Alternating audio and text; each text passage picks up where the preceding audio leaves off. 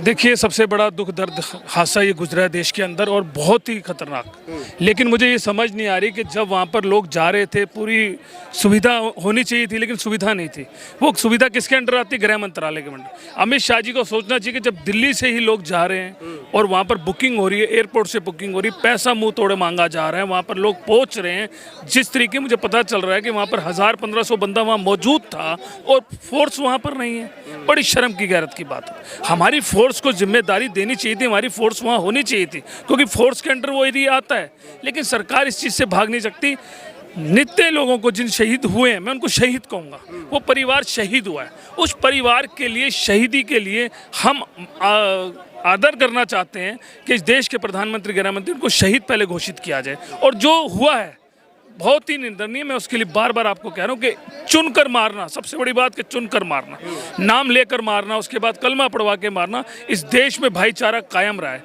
एक ही डेर करा अगर किसी ने, तो इंदिरा गांधी थी, एक महिला थी जिन्होंने 2 बारी पाकिस्तान के घुटने टिकवाए, उनकी सेना के घुटने टिकवाए। मुझे समझ नहीं आ रहा, 12 साल से कहते हैं हम घुसकर मारेंगे, हम वो एक मारेंगे, हम 10 मारेंगे, हम ये कर, लेकिन समझ नहीं आ रहा वो चाहते क्या है। आतंकवाद को खत्म करने के लिए अमित शाह जी ने कहा था कि मैंने जम्मू में आतंकवाद खत्म कर दिया, इसलिए 370 हटी थी। लेकिन कहाँ आतंकवाद खत्म है? रोज आतंकवाद की खबरें आती हैं। आपने कल भी देखा कि एक जवान को मार दिया गया, उससे पहले भी जवान शहीद हो गए। पुलवामा भी आपके सामने हुआ था, 350 RDX इस देश में आ जाती है और सैनिकों को उड़ा दिया जाता है। जिस तरीके से जो इस पर जो एक्शन का रिएक्शन जो देखने को मिल रहा है भारत तरफ से, वो कह रहे हैं हमने पानी बंद कर दिया और तमाम सुविधाएं जो पाकिस्तान को दी जा रही थी, वो तमाम चीज़ें हमने किया, ये कदम उठा रहे हैं। देखिए, पानी बंद करने से या उनकी सुविधाएं बंद करने से अगर कुछ हल होता है तो वो ये जानते होंगे, हम तो नहीं जानते। हमने तो आंखों में आंखें डाल के बात करी है। और वही शेरनी, इसी गांधी खानदान की शेरनी थी इंदिरा गांधी, जिसने 1976 के अंदर ठोक के मारा था पाकिस्तान को, पाकिस्तान की सेना को घुटनों पे ढाक दिया था और माफ़ी मांगी थी पाकिस्तान के लोगों ने। उसी देश के टुकड़े इन्होंने करे। तो हम सीधी बात बार बार करना चाहते हैं, देश के अंदर सरकार आपकी है, आप जांच के घेरे में, और हम इस जांच को चाहते हैं कि जांच सामने है, क्योंकि नीचे सैनिक थे हमारे और इतने ऊपर जहां वो होटल्स बने हुए थे, वहां पर सैनिक क्यों नहीं थे? वहां पर फोर्स क्यों नहीं लगाएगी? जब आपको पता है कि इस होटल के अंदर 1500-1200 लोग हैं, तो वहां सेना क्यों नहीं थी? सेना लेट पहुंची, वहाँ गोलियां चल चुकी।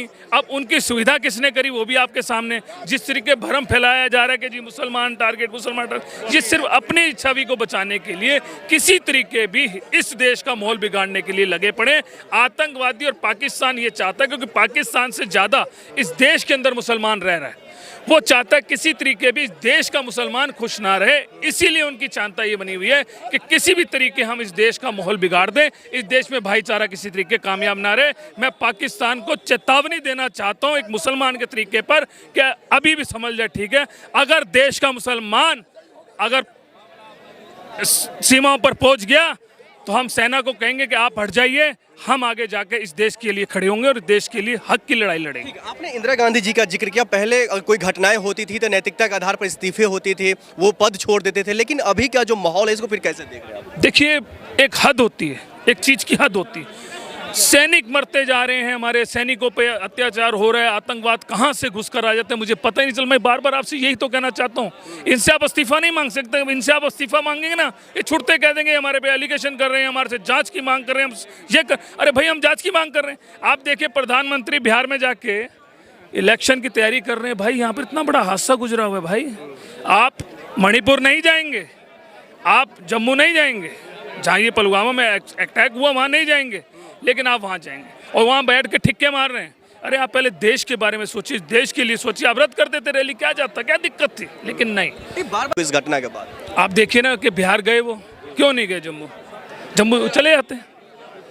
पहले पुलवामा और जो ये शहीद हुए, मैं इनको शहीद कहूँगा, ये जो शहीद हुए, जिनको मारा गया, उनके परिवारों के घर ही चले जाते हैं, उनके परिवारों से मिलने चले जाते हैं, उनके परिवारों को ही बुलवा लेते हैं। दिल्ली एयरपोर्ट पर आए थे, आप दिल्ली एयरपोर्ट पे उनका जाके नमन कर लेते हैं, उनको श्रद्धांजलि दे लेते हैं। लेकिन नहीं, उन्हें राजनीति करनी है, राजनीति करने वो बिहार चले गए, बिहार में राजनीति कर रहे थे और आप देश का हाल देख रहे थे क्या हो रहा था। बिहार में कुछ महीने के बाद चुनाव है वहाँ पर, इसीलिए उन्हें देश की चिंता नहीं है। अगर देश की चिंता होती, आप अटैक करिए ना। हम तो बार बार कह रहे हैं भाई, आपके चैनलों के माध्यम से कहना चाह रहे हैं कि आंखों में आंखें डाल के बात करिए ना। आप घुसकर मारिए, यहाँ का हिंदुस्तान का मुसलमान कह रहा है आप घुसकर मारिए, हम आपके साथ हैं, आप नहीं जा सकते, आप नहीं पहुंच सकते। हमें बोली, मैं खुद कह रहा हूँ, चैलेंज दे रहा हूँ इस बात का, हम वहाँ पहुंचने के लिए तैयार हैं, हम खुद राइफल आपके साथ लेके खड़े होंगे, हम घुसेंगे पाकिस्तान के अंदर। राहुल गांधी जी भी कश्मीर गए हैं वहां पर, लेकिन भारतीय जनता पार्टी की तरफ से कहा जाता है वो राजनीति करने के लिए वहां पर पहुंच गए। राहुल गांधी जी तो जहाँ भी जाएंगे इनको राजनीति दिखती है। मणिपुर गए तो राजनीति दिखी, किसानों के साथ खड़े हो गए तो राजनीति दिखी। इनको राहुल गांधी से तो डर है और कुछ नहीं है। क्यों नहीं गए देश के प्रधानमंत्री जी? चले जाते ना, क्यों नहीं गए? और क्यों नहीं गए बीजेपी के नेता? क्यों नहीं? बीजेपी की वहाँ सरकार जो फारूक अब्दुल्ला जी हैं वो इनके साथी हैं भाई, ये वहाँ बैठे हैं, सब कुछ चल रहा है, तो ये वहाँ क्यों नहीं कर पाए? वहाँ लोगों को क्यों परेशानी की? आप मानेंगे जो लोग अब आ रहे हैं ना वापस, जो पहले वीडियो चली सोशल मीडिया पे वो अलग चली, जो आज लोग आ रहे हैं और एयरपोर्ट पे आपके सीनियर चैनल्स, बड़े बड़े चैनल्स उनको गाइड कर रहे हैं, वो कह रहे हैं कि हमारे को इतनी परेशानी वहाँ रही, अगर वहाँ के लोग हमें को जगह नहीं देते, हमारे को सेफ नहीं करते, तो शायद हमारे साथ कुछ हादसा गुजर सकता था। वो खुद एलिगेशन लगा रहे हैं कि सरकार की तरफ से वहाँ कोई सुविधा नहीं थी। वो कह रहे हैं कि हम जब वहाँ से चले हमारे की फ़्लाइट नहीं थी, हमारे को पता चला कि हमारी फ़्लाइट 12 बजे है, हम वहाँ से एयरपोर्ट पर आ गए, 25,000 की एक टिकट मिली। उसके बाद उन्होंने, एयरपोर्ट वालों ने कहा जी ये अभी फ़्लाइट नहीं जा सकती, ये और लेट जाएगी। उन्होंने कहा हम आपको यहाँ से लेकर कहीं और छोड़ेंगे, उससे 20,000 ले लिए। एक एक बंदे से 70-70 हज़ार रुपये लेकर यहाँ दिल्ली पहुँचाया गया। आप ये बताइए ये नाकामी सरकार की है या नहीं? ये राज्य सरकार की बनती है और ये सेंटर की सरकार की, क्योंकि अमित शाह इसके गहरे में हैं। भारतीय जनता पार्टी से कहा जाता है लगातार, आपने भी सुना होगा, जो अमित शाह जी चाणक्य हैं, वो जैसे घटना होती है वो वहाँ पर पहुँच जाते हैं, छानबीन करते हैं, वहाँ पर पीड़िताओं से मुलाकात करते हैं, बातचीत करते हैं, और आप कहते हैं वहाँ पर भारतीय जनता पार्टी की तरफ से कोई गया ही नहीं था। मैंने अमित शाह जी को नहीं कहा, मैंने देश के प्रधानमंत्री को कहा। पहले आप ध्यान से मेरा बयान सुनिए, मैंने अमित शाह जी को नहीं कहा। अमित शाह जी को मैं ये कह रहा हूँ कि अमित शाह जी के अंडर में फोर्स आती है, वहाँ की जो जिम्मेदारी है वो अमित शाह जी के अंडर आती है। हमारी मिलिट्री को क्यों नहीं ऑर्डर था कि ऊपर जहाँ ये पूरी पब्लिक इकट्ठी हो रही थी, कहीं 200 बंदा भी इकट्ठा हो ना तो वहाँ भी 4 पुलिस वाले होते हैं।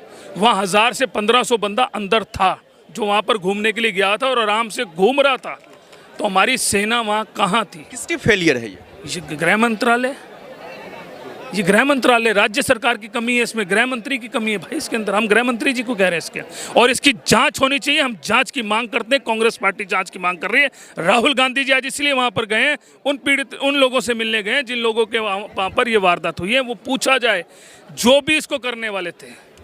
मैं ये नहीं कहता कि कौन थे कौन नहीं थे, लेकिन जो भी इसके दोषी थे, जिन्होंने उनको पनाह दी वो भी गुनहगार और जिन्होंने करा वो भी गुनहगार। कब मरेंगे, कब आतंक का अंत होगा? देश के गृह मंत्री और प्रधानमंत्री 11 साल 12 साल से शोर मचा रहे हैं, हमने आतंकवाद खत्म कर दिया, हमने आतंकवाद खत्म कर दिया। आतंकवाद खत्म ये कर ही नहीं पाए। बहुत शुक्रिया। Thank you.